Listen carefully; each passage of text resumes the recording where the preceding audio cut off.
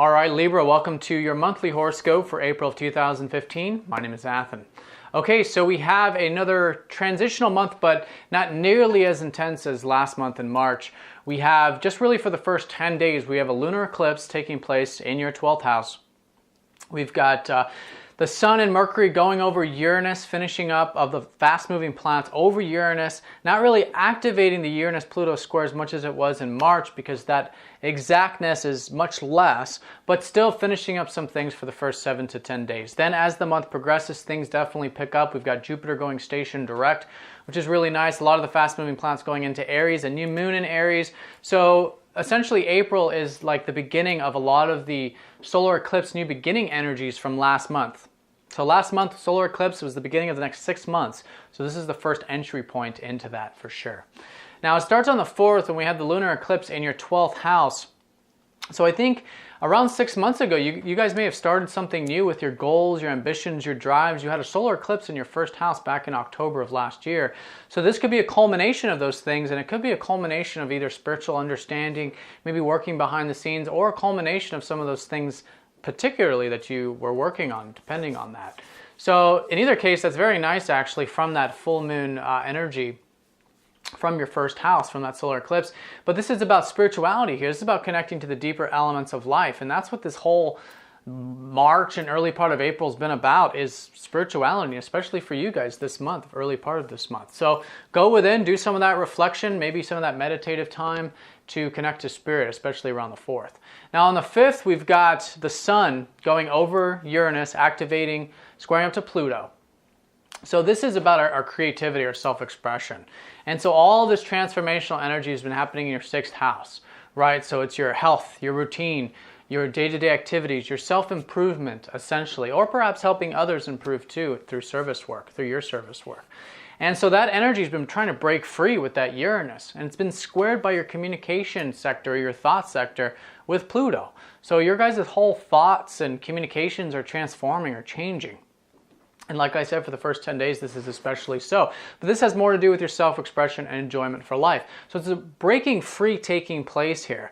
So my advice to you is around the 5th, 6th, 7th in particular, really see how you can be yourself, how you can enjoy your life when you break free from perhaps some of these old ideas or old notions relating to the routine or to the health or things that you have to do on the day-to-day level. But still balancing it and integrating it, because the square from Pluto is saying, look, if you want to break free, you got to take care of that stuff, and you also got to, break free from a lot of this old thinking patterns and old communication, old notions about basically your consciousness. So all of that's been transforming. I talked a lot about this for the March horoscope, and you're just finishing it up here. And I think what's going to come from it is the 6th and 7th. I think you're going to feel a new revitalization of expression in terms of the things that are important for your overall self, improvement, refinement, who you are, what you're capable of, and the things you're creating in life. Now on the 6th, we have your ruler Venus going into Taurus, which is really nice. So that's your 8th house. So this is a transition here where the fast-moving planets are going to start to go into your 8th house. You have a lot of energy around relationships this month.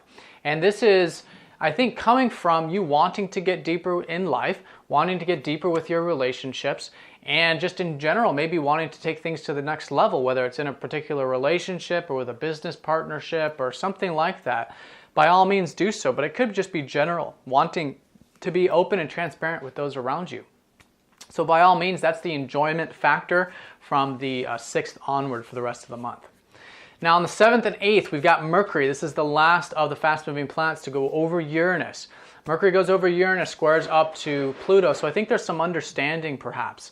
There's some, again, it's a spiritual understanding, some old ideas, some old thought forms needing to be let go of and stepping into your power in many ways when it comes to, again, how you see things, right? It's your day-to-day activities, how you're taking care of the business here. So whatever it is, the day-to-day business. So from the 7th to the 8th, just kind of reflect on that, because Mercury is a very intuitive and very rational planet. So it seems like what's really topping off, because this is the last of it here, what's really topping off all this transformational energy of your 6th house in particular is a rational understanding, an objective understanding of these 6th house matters. So look at things with that neutral eye in terms of, again, the health, self-improvement routine. And I think that will create a lot of that freedom and breakthrough that you may experience further into the first 10 days of this month.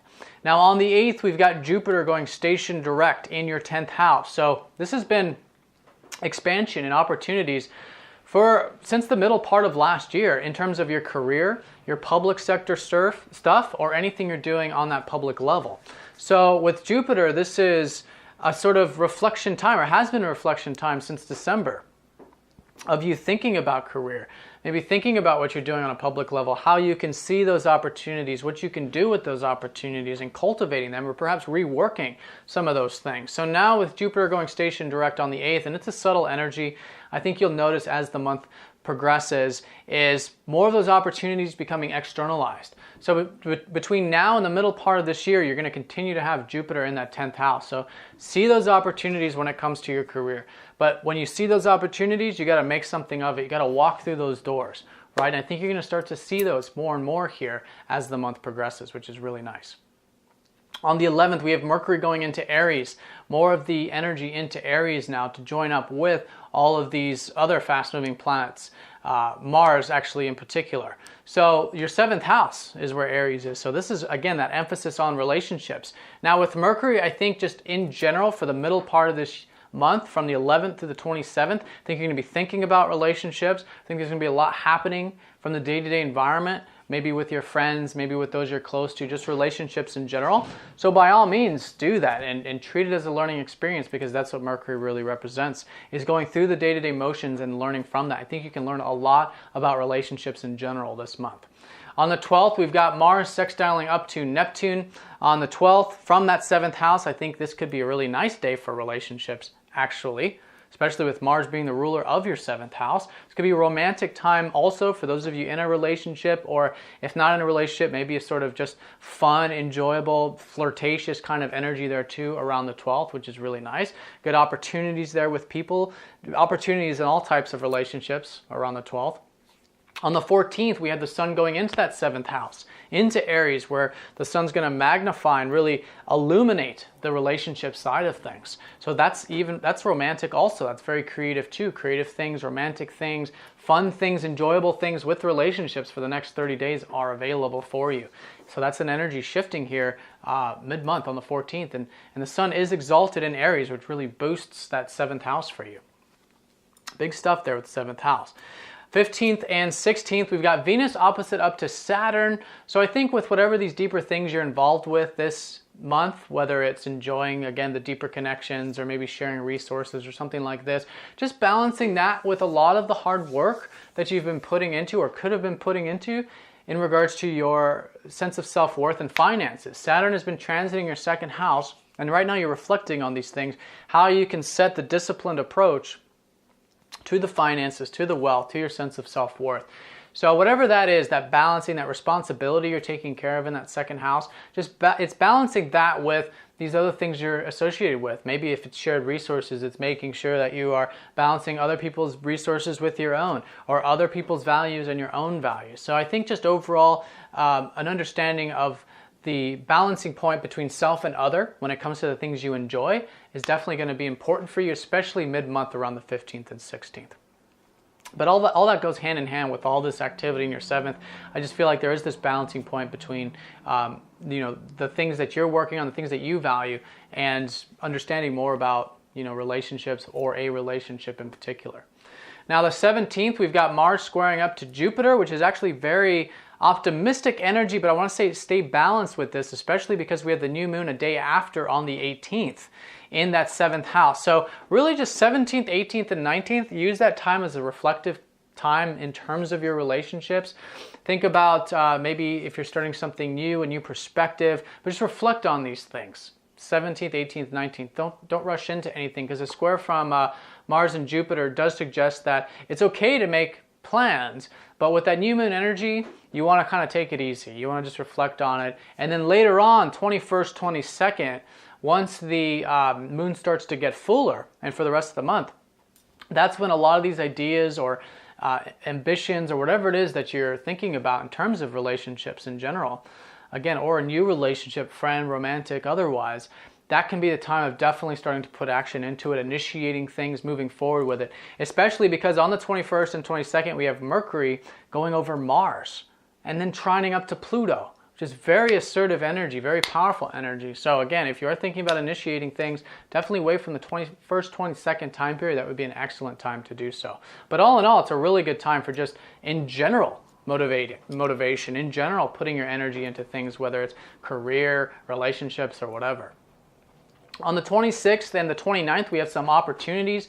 Venus is sextiling up to Uranus on the 26th, which is connecting to something that could be very exciting, actually. And again, this is maybe some of these could be through, I don't know, it's maybe a new health regimen. Maybe it's through the health if you've been, taking care of yourself mentally, spiritually, emotionally. That could be a relationship that's being tied into that in some way, the deeper elements of things, whatever it is around the 26th. Look for the opportunities, especially around relationships, especially around the deeper elements of life and the day-to-day environment of things, you see. Could be like, if you are involved in like service work, for example, it could be through that work you could, I don't know, find a relationship, meet someone, not necessarily romantic, just in general, a friend or some sort of acquaintance, which could be someone that could assist you on your life path, play a large role in your life in the future. So look for those opportunities on the 26th. On the 27th, we've got Mercury going into Taurus. So that's going to be the energies there of going even deeper with things. I think you'll be wanting to think more about the deeper elements of life, and that's the second of the fast-moving planets. So you can see this transition of this month is definitely light. It's got the enjoyment of the deeper factors, but it's a lot about just sharing ideas, connecting, and then as we get into next month, things then get further and further deeper into the relationship sphere of things. And this is one indicator of that around the 27th. Then on the 29th, we've got the Sun sextiling up to Neptune, which is actually a really good day for relaxation, rest. And for you, it could be a very creative day, actually, because Neptune's been transiting your 5th house. So if you're thinking at the end of the month about doing anything creative or artistic or expressive, with not maybe by yourself, but maybe with relationships too, because your Sun's going to be in the 7th with someone, be an excellent time to do so. So look for those opportunities to express yourself and be creative towards the end of the month as well. All right, Libra, have a great month. Thanks for watching. If you have any questions, please let me know. Do check out the daily and weekly horoscopes for this particular day and week, and get in touch if you like a personal reading. Hope you guys have a great month, and I will talk to you next time. Take care.